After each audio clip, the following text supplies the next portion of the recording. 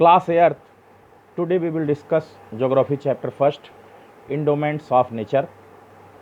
Our planet Earth has gifted us with many things like land, rocks, soils, rivers, plants, animals, etc. The Earth has an environment that sustains different life forms. Man is also part of the environment and derives many things from it to fulfill his need. Earlier, man was totally dependent on nature for his survival as his knowledge about the surrounding and needs were limited. हमारी planet जो अर्थ है इसने हमें काफ़ी कुछ चीज़ें दी हैं, land, rocks, soils, reverse, plants और एनिमल्स, ये सब चीज़ें हमें दी हैं। और अर्थ में कई अलग अलग प्रकार के लैंड फॉर्म्स भी हैं और मैन इसका एक पार्ट है और वो अपनी आवश्यकता के लिए इसमें जैसे आवश्यकता होती है वो इसमें कार्य करता है। जो अर्लियर मैन था, पहले का, लाखों साल पहले का जो मनुष्य था, वो इसी नेचर पर डिपेंड था, इसी प्रकृति पर डिपेंड था और वो ये बात जानता था, उसको इस बात का ज्ञान था कि उसके चारों तरफ जितनी भी इन्वायरमेंट में चीज़ें हैं वो लिमिटेड हैं और उसका उसी हिसाब से प्रयोग करना चाहिए। With the passage of time by means of one's observation, experiences, curiosity and acquired skills, the early man learned to use and convert the gifts of nature into useful resources. Therefore, all the objects in the environment which are useful to man and have a value called resource. और धीरे धीरे समय बीता और मनुष्य ने ये निरीक्षण किया कि हमारे अगल बगल की जितनी चीज़ें हैं उस सब का वो प्रयोग कर सकता है और फिर अर्ली मैन ने उस जो गॉड का गिफ्ट था उसको रिसोर्स में उन्होंने बदलना शुरू किया, यूज़फुल रिसोर्स के रूप में प्रयोग करना शुरू किया। और इसी प्रकार से मैन ने इन रिसोर्स की वैल्यू को, इन रिसोर्स की कीमत को जानना शुरू किया और वो जान गया, यानी इस संपत्ति को, नेचर की इस संपत्ति को जान गया। Resources, every resources has its own utility. For example, in our daily life, we use many things like paper, pencil, cycle, water, utensils, rubber, knife, etc. Only when man comes to know the use of a things or substance, it becomes a resource. The utility depends on how much it is able to fulfill human needs. Utility of a thing varies from people to people. Every जितनी भी resource हैं हमारे उपयोग के लिए, example ले लेते हैं। हमारी डेली लाइफ में बहुत सी चीज़ हम प्रयोग करते हैं, इसमें पेपर है, पेंसिल है, साइकिल है, वाटर है, यूटेंसिल्स हैं, रबर है, नाइफ है। हमारी डेली लाइफ में ये सभी रिसोर्स से ही हमें मिले हैं। और जब मैन ने इन चीज़ों का उपयोग करना सीखा तब वो जाना कि ये एक रिसोर्स है और उसने अपनी आवश्यकता को इन रिसोर्स से पूरा करना शुरू किया और उसके बाद इसकी उपयोगिता को एक मनुष्य से दूसरे मनुष्य तक आगे बढ़ना शुरू हुआ। The use of a resource also depends on it's value. Value refers to the importance of a substance to an individual.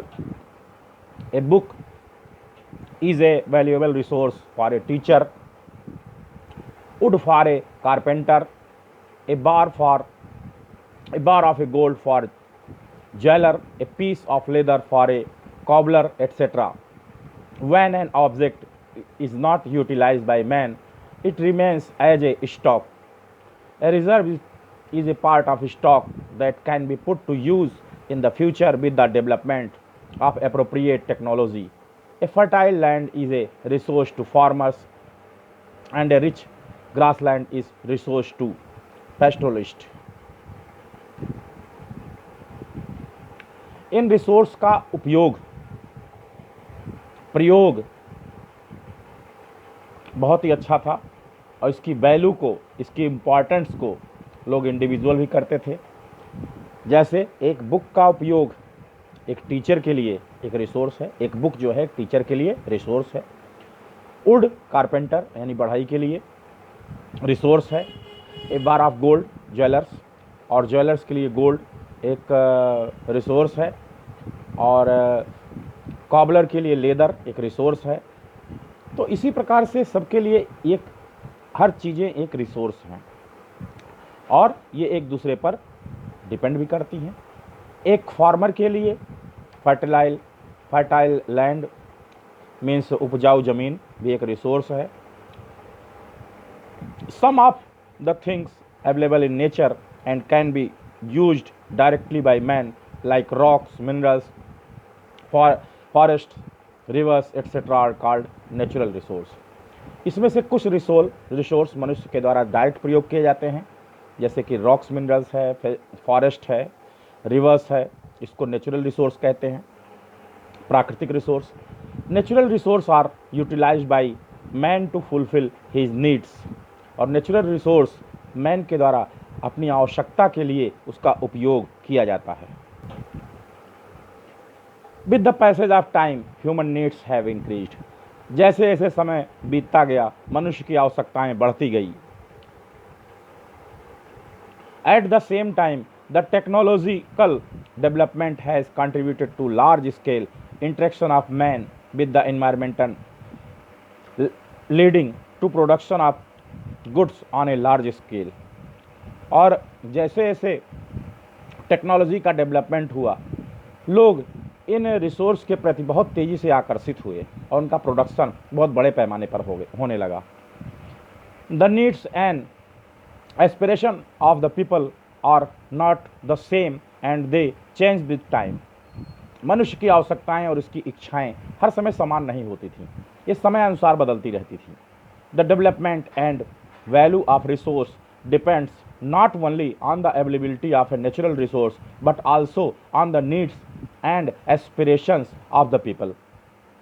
और जो विकास हो रहा था इससे लोग रिसोर्स पर ही केवल आधारित नहीं होते जा रहे थे, और नेचुरल रिसोर्स पर पूरी तरीके से आधारित होते जा रहे थे, जिससे उनकी इच्छाएं इसके प्रति बढ़ती जा रही थी।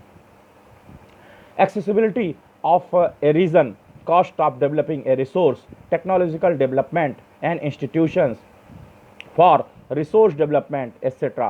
also play a vital role in the resource utilization।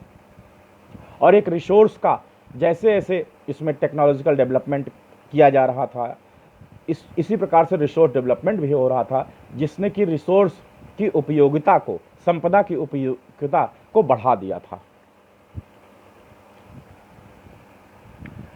Some resources like petrol have economic value while other like the valley of flowers have aesthetic value, and the preservation of environment, control on global warming, climatic change etc. have ethical value। कुछ resource ऐसे थे जैसे petrol, इसका आर्थिक इसकी value थी, और इसी प्रकार से वैली ऑफ फ्लावर्स, इसका एस्थेटिक यूज था, पूजा पाठ धर्म कर्म के लिए यूज था। और इन रिसोर्स को कंट्रोल करना, इन रिसोर्स की वैल्यू को समझते हुए, जिससे कि इनको सही तरीके से बनाए रखना संभव नहीं हो पा रहा था। क्यों? क्योंकि ग्लोबल वार्मिंग और बहुत से क्लाइमेटिक चेंज इस पर असर डाल रहे थे। The distribution of natural resource in the world is highly uneven. पूरे वर्ल्ड में ये जो जितने रिसोर्स, नेचुरल रिसोर्स हैं, जितनी प्राकृतिक संपदाएं हैं, ये समान रूप से व्यवस्थित नहीं हैं। All the countries of world are interdependent in terms of resource availability, as no country is self-sufficient in every resource। सभी देश जो हैं पूरे विश्व के, इसमें रिसोर्स, सभी के पास एक ही रिसोर्स, किसी के पास कुछ रिसोर्स है, किसी के पास कुछ रिसोर्स है, और वो एक दूसरे के ऊपर आधारित हैं किसी दूसरे रिसोर्स के लिए। Therefore, exchange of resources between countries is necessary for the economic development of every country। इसलिए इन रिसोर्स का, इन प्राकृतिक संपदाओं का एक दूसरे के बीच आदान प्रदान भी होना उनके आर्थिक विकास के लिए बहुत आवश्यक था। The economic value of the resource changes with time. और इन रिसोर्स की जो आर्थिक वैल्यू थी समय अनुसार बदलती रही। The use of solar energy, wind mills, hydro electricity as a resource of energy has become possible with the development of technology. और जो सोलर एनर्जी का प्रयोग है, विंड मिल्स का प्रयोग है, हाइड्रो इलेक्ट्रिसिटी यानी पानी से जो बिजली बनाई जाती है, ये रिसोर्स धीरे धीरे डेवलप हो रहे हैं और मनुष्य इनका आगे उपयोग जानेगा, उपयोग करेगा। With the passage of time and with the development of appropriate technology many things have become resource at present. जैसे जैसे समय बीतता रहा, इन टेक्नोलॉजी में बदलाव हुआ, नई नई टेक्नोलॉजी आई, जिससे जो रिसोर्स आज हमें इसी प्रकार से दिखाई पड़ रहे हैं। People themselves are most important resource in its development. और मनुष्य भी इसमें एक प्रकार का रिसोर्स ही है, बहुत इम्पॉर्टेंट रिसोर्स है। The development of skills, knowledge, inventions and discoveries have resulted in the wide range of resource. मनुष्य ने अपने स्किल को डेवलप किया है, कार्यकुशलता को डेवलप किया है, अपने नॉलेज को बढ़ाया है, आविष्कार को बढ़ाए हैं, कई डिस्कवरीज को बढ़ाई है, जिससे कि आज मनुष्य स्वयं एक रिसोर्स हो गया है। The invention of wheel has revolutionised our agricultural tools and implements. पहिए के आविष्कार के बाद खेती का एक नया टूल्स बन चुका था, एक नया औजार बन चुका था। Invention of turbines led to the generation of electricity from water and the use of high yielding variety of seeds contributed to increased production of food grains। और टर्बाइंस का यूज करने के आने के कारण से बिजली उत्पादन आसान हो गया था, पानी से बिजली का उत्पादन आसान हो गया था, जिससे कि बहुत हाई यील्डिंग वैरायटी के जो बीज थे इनका प्रोडक्शन शुरू हो गया, जिससे कि फूड ग्रेन्स यानी अनाज उगाना शुरू हुआ। Thus man has created a wide range of products to provide better services to community with the help of the development of technology। और इसी के बाद मनुष्य ने एक बहुत बड़े पैमाने पर इन सर्विसेज का प्रोडक्शन शुरू किया इन टेक्नोलॉजी के डेवलपमेंट के बाद। तो नेक्स्ट हेडिंग है types of resource. Resource are primarily classified into natural, human, man made. Resource जो प्राइमरी रूप से है ये मुख्य हैं, पहले तो natural resource, second human resource and third man made resource. तो सबसे पहले हम डिस्कस करेंगे natural resource. Natural resources are the free gifts of nature and can be consumed directly from nature without much processing. Natural resource nature के द्वारा दिया गया free gift है और इसको हम डायरेक्ट नेचर से लेते हैं बिना किसी प्रोसेस के। The land we live on, the water we drink, and the air we breathe, all are the few examples of natural resource। जहाँ जिस ज़मीन पर, भूमि पर हम रहते हैं, नेचुरल रिसोर्स है। जो पानी हम पीते हैं, नेचुरल रिसोर्स है। जो सांस हम हवा जो लेते हैं, जो ऑक्सीजन हम लेते हैं, नेचुरल रिसोर्स है। ये सब नेचुरल रिसोर्स के एग्जाम्पल हैं। Next heading human resource. Human resource refers to the skill of human beings both quantitative and qualitative, who possess skill and knowledge to make wise use of natural resources। मनुष्य स्वयं एक resource है जो अपने skill को बढ़ाता है, अपनी क्वालिटी को बढ़ाता है, अपने ज्ञान को बढ़ाता है और उससे स्वयं वो अपने आप को एक नेचुरल रिसोर्स बना सकता है। People of country are considered as an asset as the economic development of country depends on the quality of people. और मनुष्य जो है स्वयं एक संपत्ति है देश के लिए।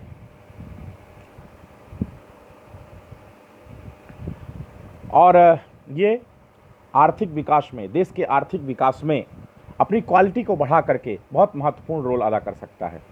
The quality of human beings can be increased through education and vocational training. मनुष्य की क्वालिटी यानी उसकी योग्यता को बढ़ाने के लिए उसकी एजुकेशन को बढ़ाना होगा और उसको ट्रेनिंग दे करके इस योग्य बनाना होगा कि वह एक नेचुरल रिसोर्स बन सके। Skilled and efficient people will contribute to proper utilization of resource. और ऐसा व्यक्ति जो स्किल्ड होगा यानी कार्यकुशल होगा और उसको पर्याप्त नॉलेज होगी कि इन रिसोर्स का कैसे उपयोग किया जाए, वो बहुत अच्छा उपयोग इसका कर सकेगा. Thus human beings play an important role in resource development. इस प्रकार से मनुष्य एक महत्वपूर्ण रोल अदा कर सकता है इस रिसोर्स डेवलपमेंट में. Next heading, man made resource. Man made resources are those resources which are created by man using his skill and knowledge. Man made resource ऐसा रिसोर्स है जिसको कि मनुष्य ने अपने ज्ञान, अपनी कार्यकुशलता से उसका उपयोग करना सीखा है, उपयोग किया है, प्रकट किया है, बनाया है.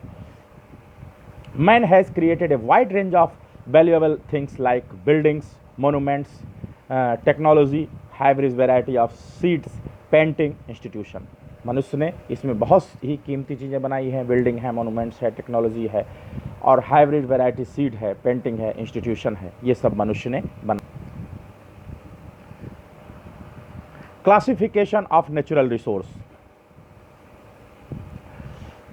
नेचुरल रिसोर्स कितने प्रकार का होता है? First, based on origin. Second, based on utility. Third, based on level of development. Fourth, based on distribution. Fifth, based on ownership. तो सबसे पहले हम डिस्कस करते हैं based on origin. Based on origin resources are classified into biotic and abiotic resource.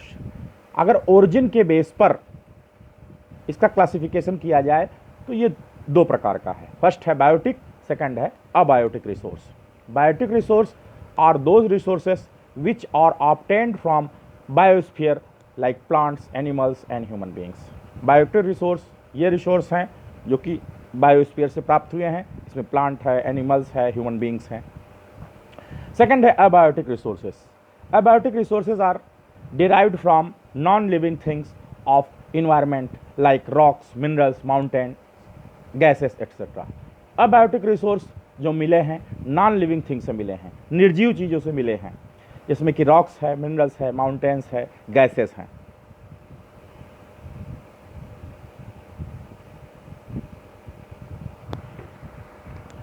Based on utility.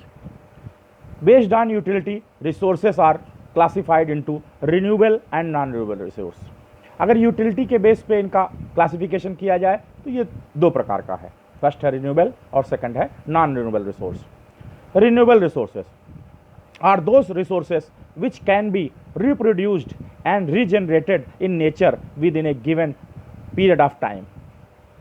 Renewable resource ऐसे resource हैं जिसको कि हम फिर से उत्पादित कर सकते हैं, फिर से पैदा कर सकते हैं एक समय अनुसार.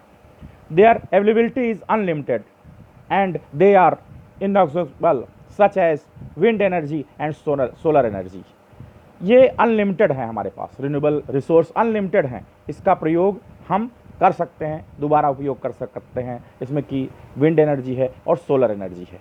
Even the renewable resources have to be used judiciously to prevent misuse of resources and over exploitation leading to their depletion और exhaustion.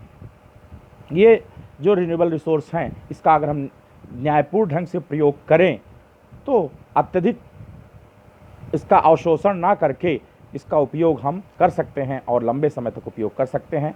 Pollution of water bodies in cities has resulted in shortage of fresh water for human consumption.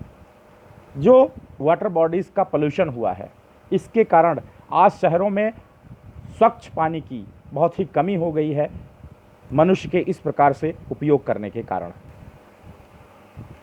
Non renewable resources are those which can not be renewed or regenerated immediately. Non renewable resource ये ना तो दोबारा नहीं बनाए जा सकते हैं और उसको अचानक उत्पन्न भी नहीं किया जा सकता है. With the rapid consumption they can be exhausted. और इसका इसी प्रकार से अगर तेज़ी से उपयोग होता रहा तो जल्दी ही ख़त्म हो जाएंगे. For example minerals once utilised can not be replenished or regenerated quickly and are exhaustible. Minerals का अगर इसी प्रकार से उपयोग किया जाता रहा तो इसको फिर उत्पादन नहीं किया जाएगा नहीं किया जा सकेगा और ये जल्दी ही खत्म हो जाएगा। Coal and petroleum are example of non recyclable resources as they can not be melted and reused. Coal और पेट्रोलियम ऐसे ही रिसाइक्लेबल रिसोर्सेस हैं, नॉन रिसाइक्लेबल रिसोर्सेस हैं, जिसको कि अगर इसी प्रकार से उपयोग किया जाता रहा तो दोबारा हमें नहीं मिलेगा। ये some metallic minerals which can be melted and reused like iron and gold are called recyclable. Recyclable में जैसे आयरन और गोल्ड है, इसको रिसाइकिल करके यूज किया जा सकता है। Non renewable resources have to be used judiciously as mineral formation extends over millions of years and they are finite. अगर ये नॉन रिन्यूएबल रिसोर्स का न्यायपूर्ण ढंग से उपयोग किया जाता रहा तभी इसका हम लाखों सालों तक प्रयोग कर सकते हैं, अन्यथा ये धीरे धीरे खत्म हो जाएंगे। Based on level of development, on the basis of the level of their development, resources are classified as potential and developed or actual resources। अगर ये डेवलपमेंट के बेस पर इनका वितरण किया जाए, इनका क्लासिफिकेशन किया जाए, तो पोटेंशियल डेवलपमेंट या एक्चुअल रिसोर्स भी इस प्रकार से हो सकता है। अब चलते हैं सबसे पहले potential resource. Potential resources are those resources which exist in a region but are not fully developed due to inaccessibility and appropriate technology। Potential resource का मतलब जिसकी संभावना है कि भविष्य में इनसे कुछ बनाया जा सकता है, इनसे कोई नई टेक्नोलॉजी बनाई जा सकती है और इन रिसोर्स का यूज किया जा सकता है। These resources can be developed in near future with the development of technology. और इन रिसोर्स का उपयोग आने वाले समय में भविष्य में किया जा सकता है जैसे जैसे टेक्नोलॉजी डेवलप होगी। For example, Rajasthan has potential for development of solar and wind energy but it not at fully developed. Example के लिए अगर लें तो राजस्थान में ऐसी संभावना है कि यहाँ पे विंड एनर्जी और सोलर एनर्जी का भविष्य में प्रयोग किया जा सकता है। Actual resources are those which are fully surveyed and well estimated in terms of utilisation with the available technology. Actual resource ऐसे रिसोर्स हैं जिस पे कि पूरा सर्वे किया जा चुका है, इन पे जांच की जा चुकी है, इनका कितना उपयोग किया जाएगा, कितना उपयोग किया जाए हमारी टेक्नोलॉजी के अनुसार से। The Damodar coal fields in India, the alluvial soil of northern plains and the oil field of Assam are example of actual or developed resource. Damodar coal field India में, एलुवियल सॉइल और एलुवियल सॉइल जो northern plain की है और oil field जो आसाम का है, ऐसे ही एग्जाम्पल एक्चुअल रिसोर्स के हैं। Based on distribution, on the basis of distribution the resources are classified into local and ubiquitous resources. Resources which are confined to certain parts are called localized resource like coal, petroleum, while resources which are widespread all over the world are called ubiquitous resources like water, air, land, etc। तो ऐसे resource जिसका कि कुछ part हम use कर रहे हैं और भविष्य में भी इस पर हम यूज़ करते रहेंगे, जैसे कि कोल और पेट्रोलियम है, और ऐसे रिसोर्स जिसका कि पूरे वर्ल्ड लेवल पर प्रयोग हो रहा है उसको अविक्विटियस रिसोर्स कहा जाता है। इसमें कि वाटर है, एयर है, लैंड है। अब नेक्स्ट हेडिंग है based on ownership. Based on ownership resources are classified as individual, community, national and international resource. तो फर्स्ट है individual resource. Individual resource are those which are owned privately by individuals, for example a plot of land, a car, etc।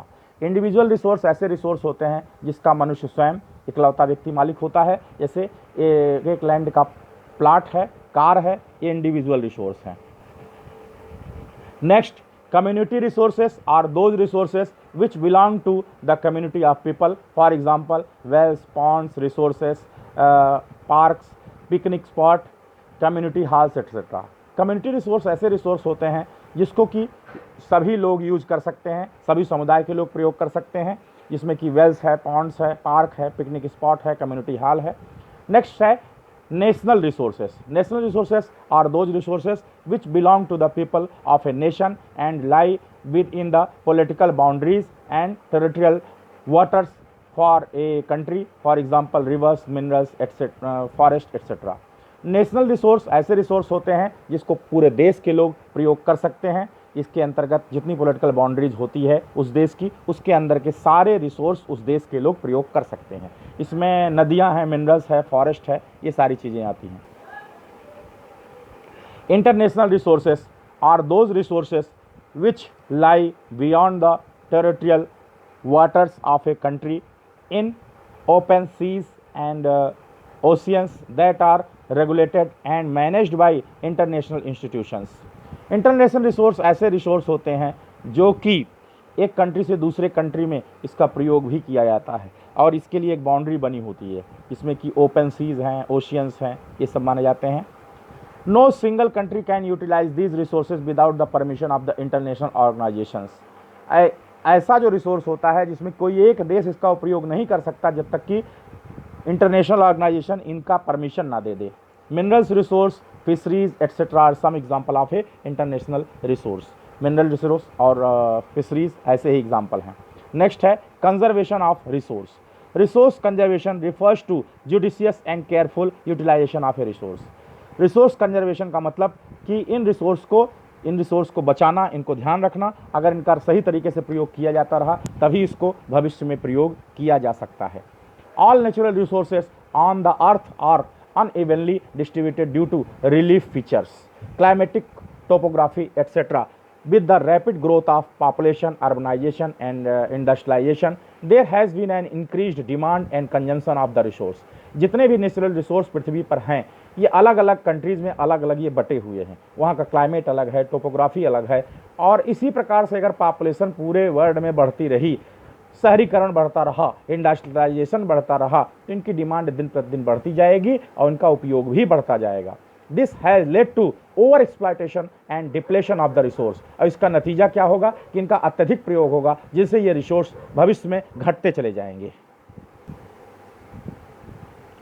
The conservation of resource is necessary, और इसलिए इन resource का conservation करना, इनको भविष्य के लिए बचाए रखना बहुत ही ज़रूरी है। Development of the resources should be done without damaging the environment, that too without compromising the needs of present generation with those of the future generation. और इन रिसोर्स का यूज इस प्रकार से किया जाए जिससे कि इन्वायरमेंट को कोई नुकसान भी ना हो और भविष्य में लोगों की ज़रूरतें भी इस पर उनके लिए पूरी हो सकें और वर्तमान की ज़रूरतें भी पूरी हो सकें। This sort of development is known as sustainable development. अर्थात भविष्य के लिए हमें रिसोर्स को बचाए रखना और उसका वर्तमान में प्रयोग करना, यही सस्टेनेबल डेवलपमेंट है। Hence conservation of resource aims at the judicious and careful utilisation. और इस प्रकार से हमारी ये जिम्मेदारी बनती है कि हम जो है इन रिसोर्स की बचत करें और इस पर ध्यान दें जिससे कि भविष्य में ये रिसोर्स यूज किए जाते रहें। तो ये चैप्टर यहीं पे ख़त्म हो गया। चैनल को सब्सक्राइब करना मत भूलिएगा। Okay, thank you.